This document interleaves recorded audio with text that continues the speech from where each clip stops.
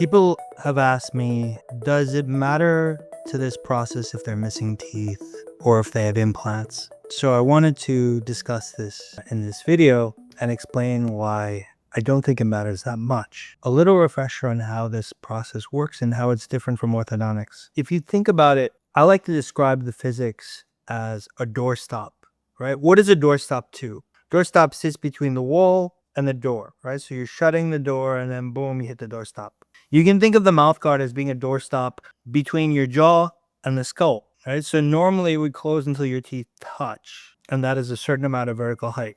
You put a mouth guard in, or if you put anything in between there, is your jaw's not going to shut all the way. Yet, like, you're still going to close your mouth. When they're alive, eventually you can close your lips and whatnot. And so this is going to create a stretch in this soft tissue that covers the skull and the jaw. The only rules are, it has to put height between the teeth, and it cannot lock a bite position because things are moving and remodeling. And if you lock a bite position, it prevents that from happening. This basically works like a door jamb, and then that stretches the soft tissue. By stretching the soft tissue, it is like putting an air pump into your skull and inflating this soft tissue. And then as this balloon expands, the cranial bones, which there's about 22 of them, and they're connected as soft tissue sutures, and they were probably a bit deranged and overlapping, they now have space to move outwards and to fall back into the correct position, which is why you get more symmetrical. And then the teeth, I just view that like as your arches expand and as your jaw moves, because as this balloon expands, your jaw is also going to be free to start to move back into the correct position. And maybe before it was like jacked back and twisted. So all these things are correcting, and your teeth are connected to the jaw and to your upper palate, your maxilla, and that will start to go for the ride. In this biomechanical process, my view is that you work through the soft tissue, which impacts the bones, which impacts the teeth.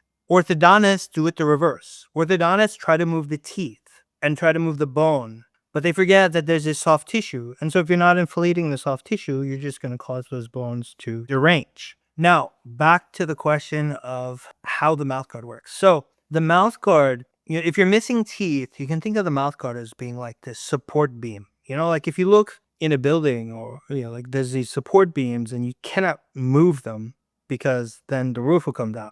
The mouth guard kind of like holds things open and prevents this soft tissue from collapsing in. The teeth, in my view, are just going for the ride. And so if you're missing some teeth, like these physics work nonetheless. If you've got a mouth guard in, this process that I described where you're stretching the soft tissue, inflating this balloon, bones are moving out, is going to happen anyway. Right? It is not dependent on these teeth. And the teeth, the rest of the teeth that you have, are just going to move around and like expand outwards and get straighter and upright. And so all that's going to happen regardless of the fact that you're missing teeth, right? The only place where missing teeth comes in is that, like, if you're not wearing a mouth guard and you're missing teeth, then generally things are collapsing in.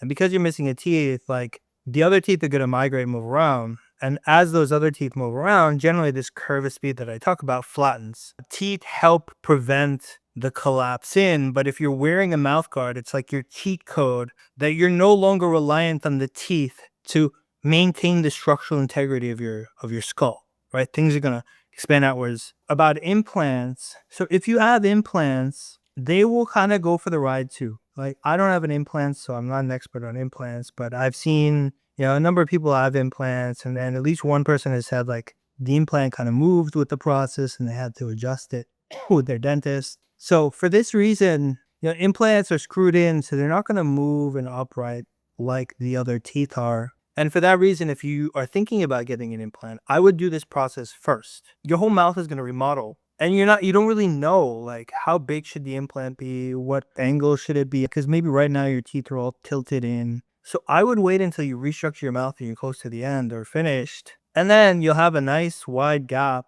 and you'll know exactly, what kind of implant you need. Whereas if you put it in early, you might have to adjust it later. And if you already have an implant, like, I don't think it stops this process from working. It just will not move like the other teeth, right? Like the soft tissue will be changing all the other teeth to line them up better and stuff. And like that implant will just be screwed where it is. And it'll just, like maybe all your teeth are a little bit tilted in and they start to upright. And you have one implant that is tilted in as well. So blended. So now like all the rest of the teeth are upright and just that one, implant is tilted in. So you might have to adjust it. right? But it doesn't stop the process from working, in my view. And so just to wrap up, right?